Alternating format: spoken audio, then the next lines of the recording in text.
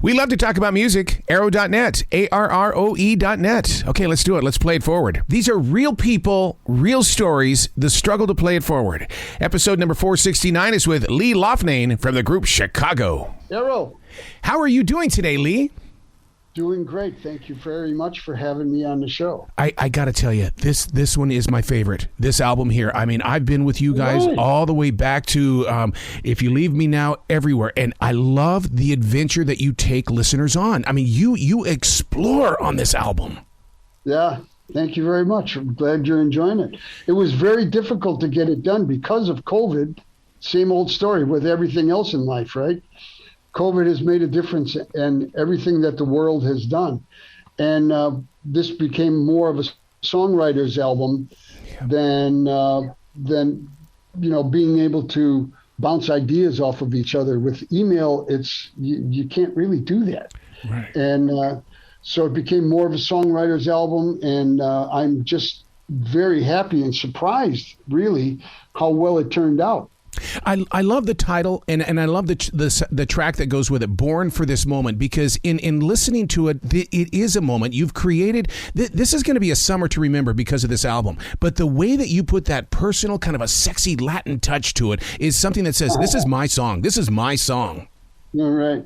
Well, I see, because we couldn't get together, I always had the idea that the single, If This Is Goodbye, should be the title of the album, because it would have raised a lot more questions as to, are you guys really? Yeah. And the answer is really no. We're working tomorrow night. We're working the next night after that. Then we got a couple of days off and we do the same thing over again. And we'll probably be doing Chicago 39 before long. I just don't know exactly when. Wow. If This Is Goodbye is doing great on the charts too. AC charts, it's in the top 20 right now. Well, I love the chorus. I mean, the chorus. Oh my God, it's so big, and that's what's missing from radio is that big chorus that you can't shake off so easily. Well, I mean, not that many songs have a bridge anymore either. Yeah.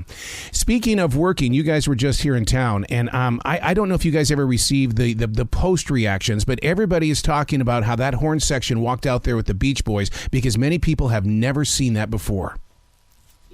Oh, when we played Darling with them? Oh, yeah. Yeah, that was fun. Yeah. When you put an album like this together, I mean, what I think is really cool about this is that you got to be in your studio. That to me that's up close, personal, and it's almost like you brought the band into your home when you sit there inside your studio. Exactly. It's so much fun being able to sit there and know that there's not somebody coming in with a session and I have to leave. Mm-hmm. I'm not going anywhere. This is mine, baby. Do you find yourself turning into a perfectionist though? Because I mean, when you're right there, I've always been a perfectionist. Yeah, I love it. So then, how do you relinquish it to Joe Thomas? Then, I mean, is that just something is that based on trust, faith, and hey, we're gonna do something different? But based on he's the producer. Yes. So you just send him the stuff and let him mix it and see what happens. Turned out pretty good. Oh, pretty good. No, it's better than pretty good. I mean, on this side of the speaker. And I'll tell you what, I heard it in my studio first, and then I went and listened to it in the car. What is it about music when you get it in the car? I don't know. But if it works in the car, it usually works anywhere. Right. You got to tell me what you were thinking when you put together The Mermaid, because I hear Broadway in this song, and I also hear that this is going to be in movies. I just feel it's going to be in a movie. Mermaid was a song that Jimmy and I actually recorded with, his name escapes me right now. He wrote Summer Samba,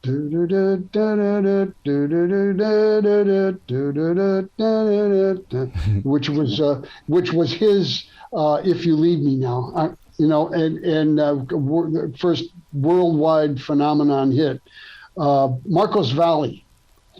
And we recorded that song with him probably 20 years ago at a faster tempo.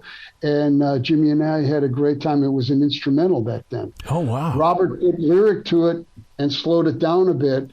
and we recreated some of those horn lines from way back when. So that's what you hear now.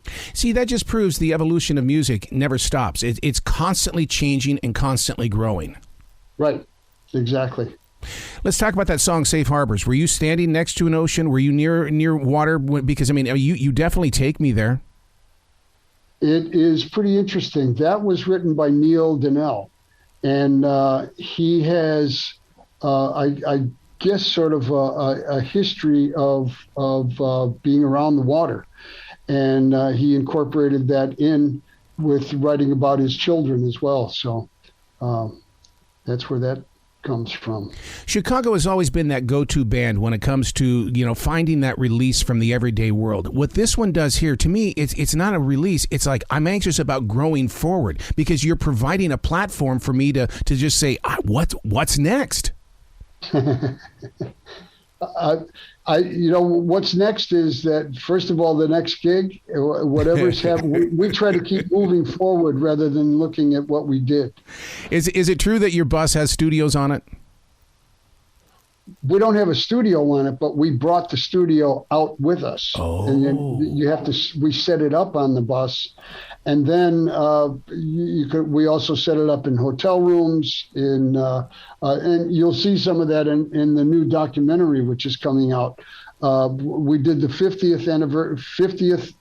year documentary, and now in the next few months we're going to be releasing the next 5 years, because a lot of bands, some bands are fortunate enough to be together for 50 years, but very few move on past the 50 years. It's been 55 for us, so this is a chronicle of the last 5. What's been the secret? Is it just great communication? It is communication that really helps out. When the communication breaks down, the fixing of it is sometimes a difficult part, but integral to being able to last. Yeah. The song For This Love, it's got a very big global appeal to it. I mean, it's almost like I'm sitting in Paris sipping on tea. Yeah, and the strings take you there. Yes. Yes. Right. Yeah, that was one of the few songs that we didn't do brass on, just a trombone solo there. You guys have always been that band that doesn't give their albums a title. You just say, just give it a number. That's right. That's right. The first album was Chicago Transit Authority. We changed the liner notes. We changed our name in the liner notes to Chicago. And for my money, every album since then has been called Chicago.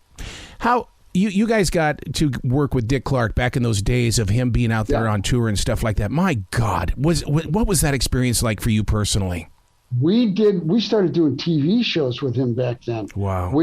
Terry and Walt and Danny went on the Cavalcade of Stars. So they were on the bus that was, and those buses were not outfitted like the buses are today.